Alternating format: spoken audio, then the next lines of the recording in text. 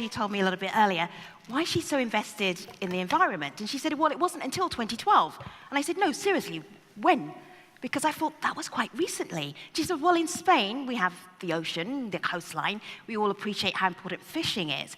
But it wasn't until I joined the ministry that I really appreciated how important protecting the environment actually was. And then I said, so what is your passion? And she said, well, we all eat. It's like, okay, that's 101 environment protection. And she also said, this is the most important thing that we have to do for our present and our future. Enough quoting the State Secretary for Federal Minister for Environment and also Agriculture, Fisheries and Food in Spain. We're really looking forward to hearing from you. Good morning. Good morning.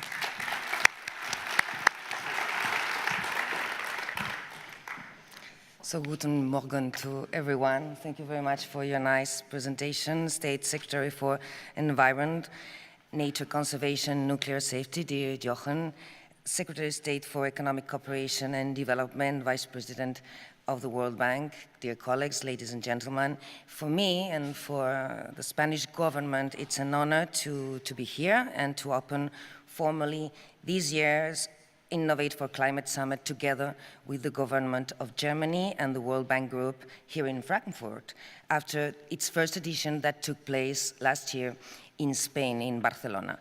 And 1 year later, this I4C consolidates its position as a key meeting, gathering the finance world, the private sector, and governments to present and to share ideas, innovative initiatives, policies, and products to accelerate climate action.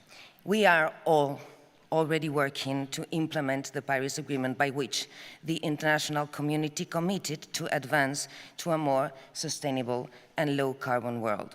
At COP24 in Katowice, we will close the Paris Agreement rulebook, and we will also engage in the Talanoa Dialogue, the first political meeting after COP21 to assess the ambition of our own commitments.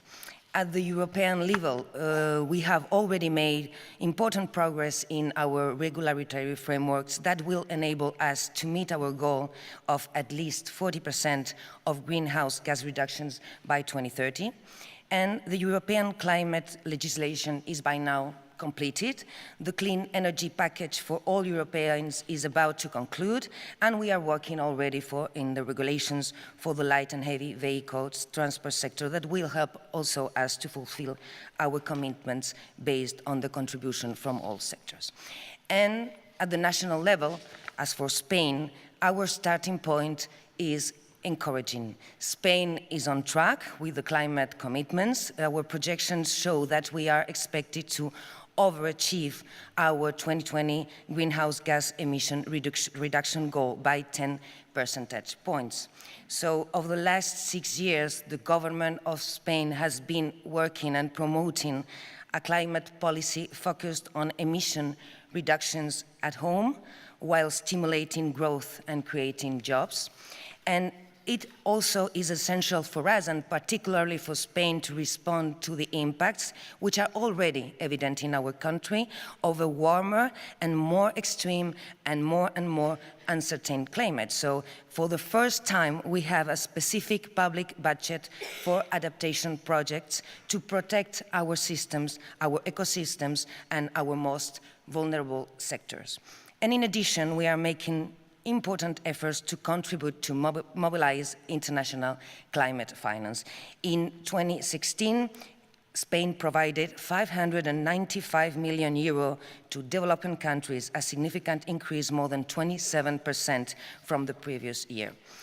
Therefore, we are advancing towards our commitment announced in Paris of allocating 900 million euro annually from 2020 onwards. Spain is also working now on a law on climate change and energy transition that we will soon present to catalyze action by all actors. This law will be our tool, the Spanish tool, to facilitate complying with the Paris Agreement by including all the elements that are needed for this climate transition, and it will provide a clear long-term signal to drive action by all. We are aware that tackling climate change requires the involvement of the whole society, administrations, and also the private sector that has undoubtedly a key role.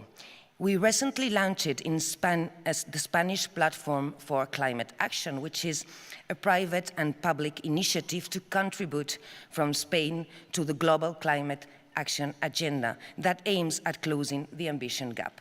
The participating entities in this platform adopt quantified emission reductions commitments to contribute to the 2 degrees goal.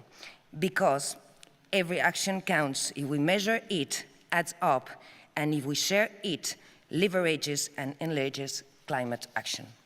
The effective participation of the private sector needs clear regulatory frameworks, adequate financing, and also innovation. Throughout these years, much progress has been made with the support of the governments in areas such as the promotion of corporate social responsibility and the transparency of its economic, social, environmental, and carbon footprints. Also, the design of financial structures and products that reduce the risk involved in activities associated to climate change, and the promotion of information and communication technologies in the fight against climate change. Governments cannot lag behind in the innovation path, and hence we are supporting from Spain technological innovation and new business models. The World Bank is and has always been a pioneer in the development of market instruments, and this forum has witnessed its evolution. And I am glad to announce that we are, from Spain, we are starting a new line of work with the World Bank, which is called the Next Generation of Climate Markets. And this initiative, launched today, establishes a new solution to address supply of and demand for mitigation outcomes. And in addition, it will provide the means to allow for their exchange on the basis of comparability and transparency, ensuring sustainability and environmental integrity. It is a first step to facilitate the development of the new markets that were established in the Paris Agreement, with the aim of attracting private investors and new finance sources. Fight against climate change is the basis for a sustained and sustainable growth, which requires cooperative action. As it has been said, is the most important thing, I guess, for our present and for our future. Innovate4Climate will contribute to the great task that we have all ahead for the coming years, and I'm sure that this summit will be a great success, which will help and inspire us to protect our planet. Thank you very much.